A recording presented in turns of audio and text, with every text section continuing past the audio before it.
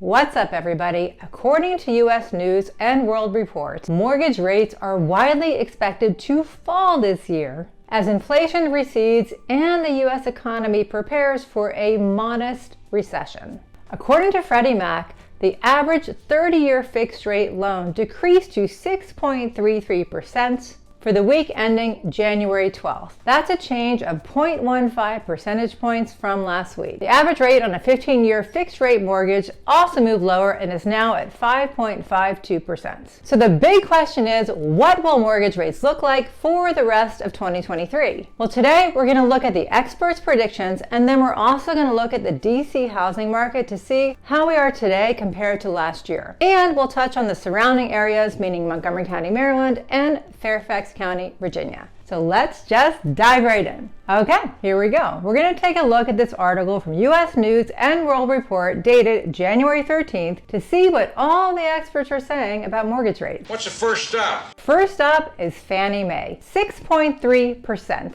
The latest monthly housing forecast from Fannie Mae has the average 30-year fixed rate declining from 6.5% from the first quarter of 2023 to a flat 6% by the end of the year.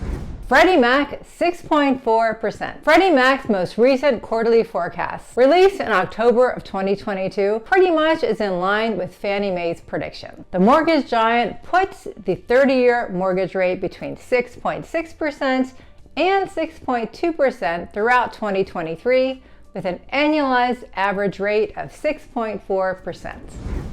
Mortgage Bankers Association, 5.7%. MBA's December 2022 mortgage finance forecast puts the 30-year mortgage fixed rates at 6.2% in the first quarter of 2023, gradually falling to 5.2% by year end. Joel Kahn, MBA's vice president and deputy chief economist, thinks that rates will average around 5.7% throughout the year. The National Association of Realtors, 5.7%. Nadia Evangelou, the NAR senior economist and director of forecasting, says that the 30-year fixed mortgage rate will average around 5.7% this year, stabilizing below the 6% threshold in the spring and summer months. It seems that mortgage rates may have peaked, Evangelou says. After surpassing the 7% threshold, rates are finally moving down as inflation cools. All right, that's more like it.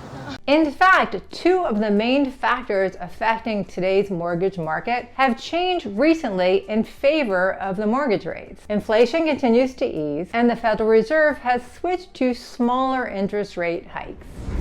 Realtor.com, 7.4%. Realtor.com's housing forecast has the highest mortgage rate predictions, with the average 30-year fixed rate hovering around 7% throughout the year. Danielle Hale, the chief economist at Realtor.com, says that while that forecast is likely to overestimate mortgage rates for the year, a 7.4% average rate is still within the realm of possibility. The Fed has made it clear that we have seen some improvement with inflation, but there hasn't been enough, so we may not yet have seen the peak for mortgage rates. I think there is still that risk for mortgage rates to climb. Redfin, 6.1%. Redfin expects the 30-year fixed mortgage rate to decline throughout the year, ending the year at 5.8%. All said, the average mortgage rate this year would be around 6.1%. Marr, the deputy chief economist at Redfin, says that with the latest data on cooling inflation and a tempering job market, rates are now on a more downward trajectory than originally forecast and could be below 6% by the end of the first quarter.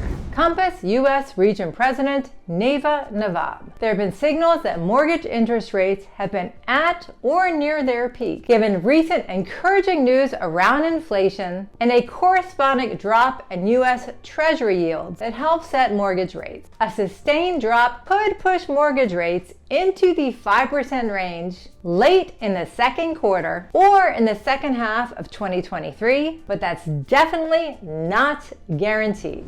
There is definitely a large range of mortgage rate predictions from the mid-5s up to the mid-7s, so I guess we're just going to have to see what happens. I think it depends on what happens with inflation in the next couple weeks and how the Fed Reserve reacts. But the good news is, besides Realtor.com, all the rest of them think that mortgage rates have already peaked, so they should start to go down, even if just a little, for the rest of the year.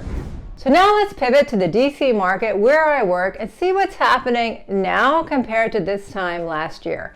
And like I said, we'll touch on Montgomery County, Maryland and Fairfax, Virginia as well. All this information is from our local multiple listing service, Bright MLS. So I'll run through some numbers for DC, Montgomery County, Maryland and Fairfax County, Virginia, and then I'll interpret them. In December of 2022, we had 432 closed sales in Washington, D.C., down 49% year over year. Montgomery County, 669 closed sales, down 46.5% year over year.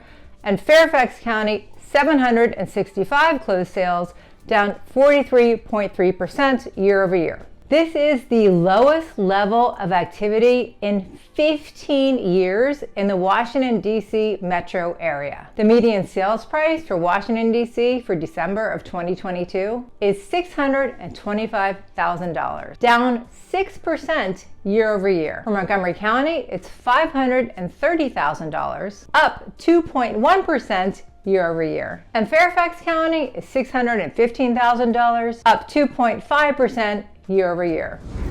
Home prices are below peak levels in all jurisdictions except for some places that are seeing year-over-year price increases, such as Alexandria City, Virginia, up 8.7%, Prince George's County, Maryland, up 3.6%, Fairfax County, Virginia, up 2.5%, and Montgomery County, Maryland, up 2.1%. It is interesting that DC is down, but MoCo and Fairfax are up. Next is new pendings, meaning houses that went under contract in December of 2022. DC, 402 houses, down 35% year over year. Montgomery County, 493, down 38.8% year over year. And Fairfax, 570, down 34.5% year over year. So new pending activity was down significantly across all local markets in the region. New listings for December of 2022. DC, 519, down 19.3% year over year. Montgomery County, 416, down 24.3%. Fairfax, 520, down 23.8% year over year. So December is traditionally a slow month, but this is really slow. Remember, we're comparing December 2022 to December 2021. So this is really not great to have so little listings coming on the market in December. Active listings, so all the houses that were on the market in December of 2022. DC, 1,514, up 14.2% year over year. Montgomery County, 763, up 29.3%. And Fairfax, 880, up 42.6%. And median days on the market, meaning how long the houses are staying on the market before they actually go under contract. DC, 37 days, up 15 days from December of 2021. Montgomery County, 18 days, up 7 days year over year. And Fairfax, 24 days, up 11 days year over year. So what these two metrics tells me is that houses are obviously staying on the market longer, because you have the longer days on the market, the more active listings, but the less new listings coming on the market. So houses are just taking a lot longer to sell. So either sellers are not pricing them right, or buyers are just have very little confidence in the market or waiting for interest rates to go down, or some combination of the two. But even with houses staying on the market longer and taking longer to sell, inventory is still below 2019 levels in the Washington, D.C. metro area, except for close-in urban areas such as Alexandria City, Virginia, Arlington County, Virginia, and Washington, D.C. And finally, the months of supply. DC, 2.1 months, up 42.9% year over year. Montgomery County, 0.6 0.76, up 68.9% year over year, and Fairfax County 0.73, up 92.1% year over year.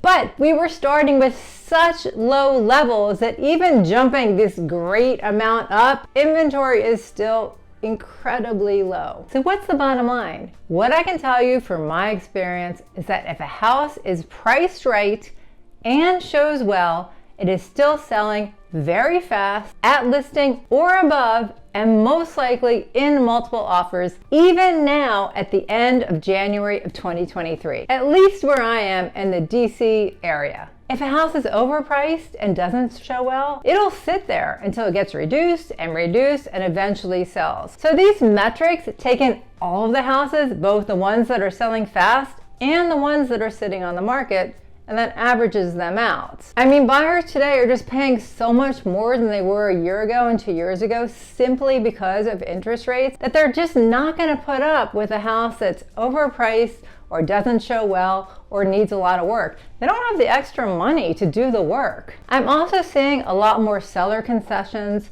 sellers helping out buyers, especially first-time buyers, and full inspections with the option to negotiate after the inspection, which in my opinion is really much more fair and creates a more balanced market. But like I said, it honestly depends on the house. Where I am, it's literally house by house. Two houses in the same neighborhood could have two completely different experiences.